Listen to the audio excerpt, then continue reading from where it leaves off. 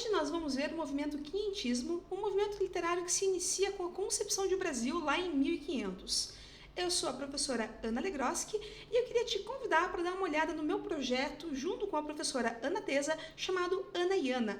Nós temos um site, www.anaiana.com, o primeiro Ana com um N, o segundo com dois N's, e nesse site nós temos várias coisas sobre literatura, língua e também redação. Dá uma olhada lá para mais informações.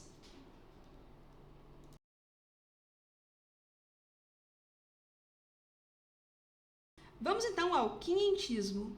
Esse movimento literário ele se inicia em 1500 e ele entra em declínio em 1601, quando dá espaço para outro movimento literário chamado barroco. Mas, voltando aqui, em 1500 acontece a chegada dos portugueses ao Brasil, e esse evento marca o começo daquilo que pode ser ou não chamado literatura brasileira. A gente já vai ver isso. O quinhentismo ele é marcado por textos escritos em território brasileiro, mas não por brasileiros. Então eles vêm carregados do ponto de vista europeu, das suas concepções de mundo, das suas ideias, ideais e ideologias também. E aí você me pergunta, e a literatura indígena? Por que ela não inicia a literatura no Brasil? Infelizmente, a chegada dos portugueses é um evento bastante incômodo para a gente discutir, porque ele foi infeliz e violento. Nós sabemos que muitas populações indígenas foram completamente dizimadas por esses portugueses. Então a gente perdeu muito, muito mesmo, em termos de cultura, em termos de língua, em termos de literatura e de gente nesse momento. Eu preciso contar para você que nem todo mundo considera o quinhentismo como parte integrante da literatura ou mesmo literatura brasileira. O Alfredo Bose, que é um grande teórico nosso, ele considera como a pré-história da nossa literatura, porque tem uma importância documental muito relevante e também vai sugerir certos temas que vão ser retomados no modernismo de 20, mas para ele não se caracteriza como um movimento literário. Os textos escritos nesse momento, eles tinham mais caráter documental e não muita preocupação estética. E ele vai se dividir em duas formas de literatura, de informação e jesuítica. As duas formas bastante servindo a um... Vamos começar pela literatura de informação. Essa categoria ela é composta por todo aquele texto que tem caráter informativo. E aqui a função documental vai ser muito mais importante do que a estética. Fazem parte da literatura de informação documentos, cartas e relatos de viagem. Quer dizer, toda aquela riqueza que a gente tem da época do europeu vindo para o Brasil e descrevendo coisas sobre esse novo território, sobre a nossa gente, sobre a nossa fauna e flora, tudo muito diferente daquilo que tinha na Europa. Então a função dessa literatura é apresentar um novo território e as suas idiosincrasias, quer dizer, as suas especificidades e as suas novidades também. Por quê? Porque o europeu, como a gente bem sabe, estava de olho no potencial exploratório e colonizatório dessa nova terra. Então, tudo isso é produzido com um fim, com um objetivo muito claro.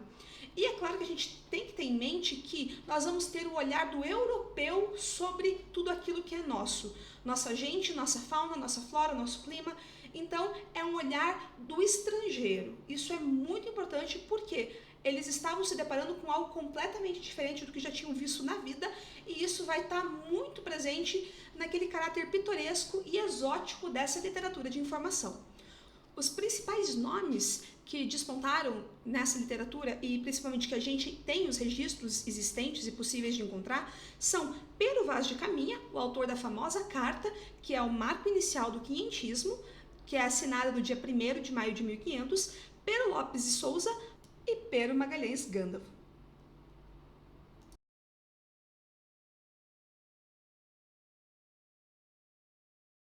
Outra manifestação de textos durante o quinhentismo é a literatura jesuítica. O próprio nome já diz pra gente muito, porque jesuítica vem de jesuíta, quer dizer, integrantes da Companhia de Jesus, um dos braços da Igreja Católica, recentemente criados ali no século XV. Em 1549, a Companhia de Jesus chega ao Brasil. Quer dizer que os seus primeiros integrantes vão pisar em território nacional nessa época. E eles vinham com um objetivo muito claro, que era catequizar os povos considerados selvagens. Selvagens, todo mundo da Europa considerava aqui a galera. Infelizmente, essa era a visão da época. A literatura jesuítica tem então um caráter pedagógico e catequético, quer dizer, é para ensinar coisas relativas à fé católica, então doutrinário. E também tem um caráter documental muito importante que a gente não pode esquecer. Os principais nomes da literatura jesuítica dessa época são o padre Manuel da Nóbrega, Fernando Cardim e o padre José de Anchieta. Talvez esse último seja o mais conhecido dentre os três e ele deixou um legado muito importante em termos de escrita. Afinal de contas, o José de Anchieta, ele trazia com ele uma preocupação que não era apenas doutrinária, mas também ele tinha uma proposta linguística e estética, quer dizer, ele trabalhava muito com língua e linguagem e também com o cuidado estético dos poemas que ele escrevia. Ele vai escrever lírica, ele vai ser responsável pela primeira gramática do tupi no Brasil e também tem textos de teatro.